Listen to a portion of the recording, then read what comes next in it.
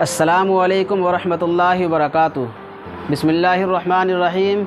शुरू उस अल्लाह के नाम से जो बड़ा मेहरबान नहायत रहम वाला है। एक मामूली सी मज़दूर की लड़की हूँ मैं, मुझको बिगड़े हुए हालात से डर लगता है। लोग ससुराल में बहुओं को जला देते हैं, बस इसी बात से बारात से डर लगता है। मेरे भाइयों, मैं उम्मीद करता हूँ कि मेरे शेर को सुनाने के बाद आपको मुझे कोई टॉपिक समझाने या बतलाने की कोई ज़रूरत नहीं है, आप लोग समझ चुके होंगे। लेकिन फिर भी मैं इस टॉपिक को आपको बतला दूँ। आज का जो मेरा टॉपिक है, जो उन्वान है, वो ये है कि जहेज़ की आग में जली एक मासूम सी कली। मेरे भाइयों, ये जहेज़ एक ऐसी बीमारी है जो आज के दौर के 95% इंसान के अंदर है। इस बीमारी के अंदर अच्छे लोग मुब्तला हैं। ये वो बीमारी है जो कहीं फ़ातिमा नाम की लड़की, कहीं रुकैया नाम की लड़की, कहीं ज़ैनब नाम की लड़की, कहीं खदीजा नाम की लड़की को इस आग ने जला रखा है। ये वो आग है जो इंसान नहीं, इंसानियत को झुलसा रखा है। ये वो आग है जिसके अंदर जो लोग जितने इंटेलेक्चुअल होते हैं, पढ़े लिखे होते हैं, इस आग के अंदर, इस बीमारी के अंदर उतने ही ज़्यादा वो मुब्तला होते हैं, मुलव्विस होते हैं। मेरे भाइयों, ये वो बीमारी है जो हम इंसान को अंदर से खोखला करते जा रहा है। एक मर्तबा एक बूढ़ा बाप, एक ज़ईफ़ बाप बड़ी परेशानी से, बड़ी मशक्क़त के बाद रुपया और पैसा को इकट्ठा करके, जमा करके अपनी एक बेटी की शादी करता है। शादी के बाद रुखसती के वक्त वो अपनी बेटी को ये एक अल्फाज कहता है कान में। अल्फाज इतना वज़नी होता है, इतना दर्दनाक होता है कि वो अल्फाज के वज़न को उसकी बेटी बर्दाश्त नहीं कर पाती है। बहरे कैफ वो अपने ससुराल जाती है और वो बाप की बात को सोचते सोचते उसके दिल पे एक ज़ख़म हो जाता है और वो उसी बीमारी के अंदर मुलव्विस होकर, मुब्तला होकर एक दिन इंतकाल कर जाती है। इंतकाल करने के बाद उसके ससुराल वाले, उसके मायके एक ख़बर भिजवाते हैं एक आदमी से और कहते हैं कि जाइए और आप ये बात को उसके वालिद से कह दीजिएगा कि वो आए और जनाजे में शरीक हो जाए।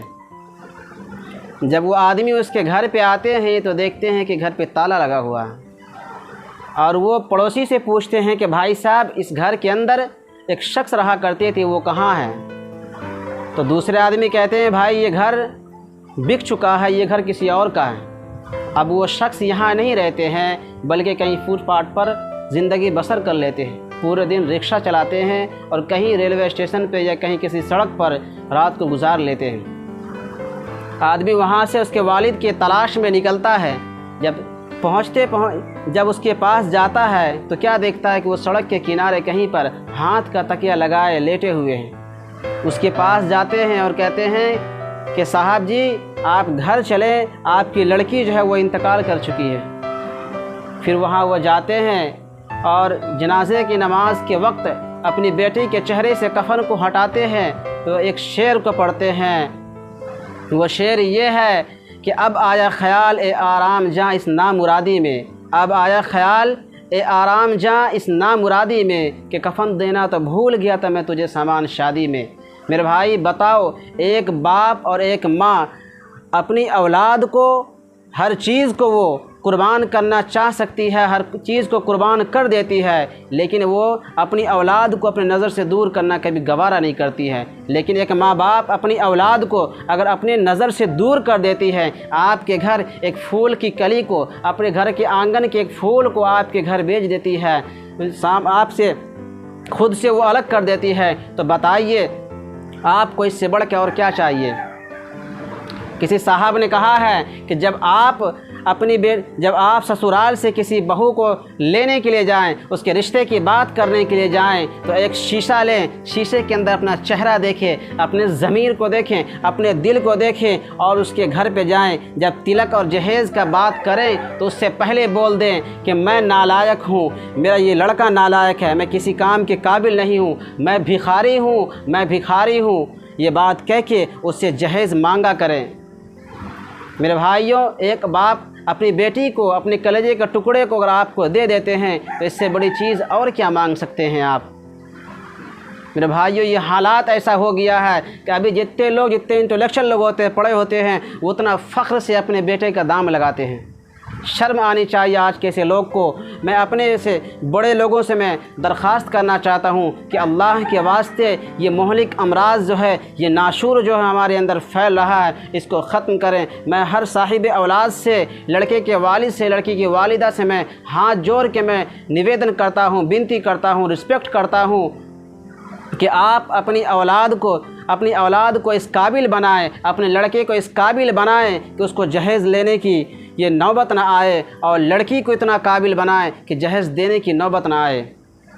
मैं अल्लाह ताला से दुआ करता हूँ कि अल्लाह ताला हमको और आपको अक्ल सलीम की तौफ़ीक़ अता फ़रमाए। अल्लाह ताला हम सब को दीन के रास्ते पर चलते हुए हम सबों को कामयाब और कामरान बनाए।